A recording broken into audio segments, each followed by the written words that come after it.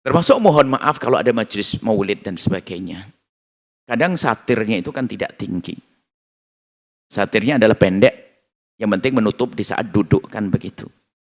Ada tradisi sebagian kaum muslimin yang membaca sejarah Nabi, kemudian memerankan orang yang terkagum dengan kelahiran Nabi, dan itu sah-sah saja, kemudian berdiri bangkit. Atau sering disebut dengan mahalul qiyam. Mungkin bahasanya harus kita perhalus supaya orang tidak, sebagian mengatakan mahalul qiyam, ini enggak. Mahalul qiyam adalah mungkin kita rubah dengan bahasa sederhana, berperan kita sebagai orang yang terkagum dengan kedatangan orang mulia. Coba aja, jika ayah anda datang yang sangat anda hormati, anda duduk saja kan nggak enak. Ayah, silakan. Maka tradisi adat kita kalau ada berita kedatangan orang istimewa, kita bangkit berdiri, ahlan wa sahlan wa marhaban, kan begitu. Sehingga itu dihadirkan dalam istilah mahalul qiyam di saat membaca sejarah Nabi, karena kebetulan itu adalah biasanya di saat berita tentang kelahiran Nabi, kemudian mahalul qiyam. Mohon wahai orang yang pencinta maulid, Anda jaga wanita, jangan dipaksa berdiri. Urusan berdiri, kalau ternyata berdirinya tak tanya Pak, langsung jajar, asik begini. Lagi perempuan pas, karena satirnya pendek. Pas mahalul qiyam, pas, ente. Begitu, tolong. Ini ustadz yang bermasalah, makanya saling bantu. Tidak usah berdiri perempuannya. Kalau memang ternyata bakal kelihatan kaum pria. Mohon ini kalimat ini dicatat supaya majelis maulid yang ada semakin terhormat.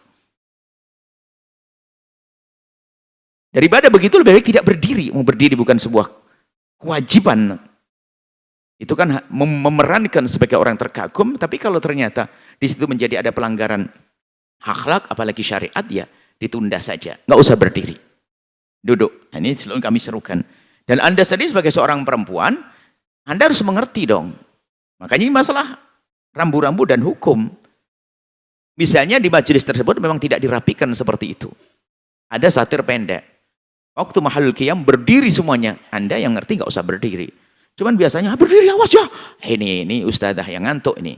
Orang menjaga kehormatan, berdiri, awas lah ya. Tidak dapat syafaat Rasulullah. Aduh, kok gampang banget itu. Tidak dapat syafaat Nabi. Awas, lumpuh nanti kamu.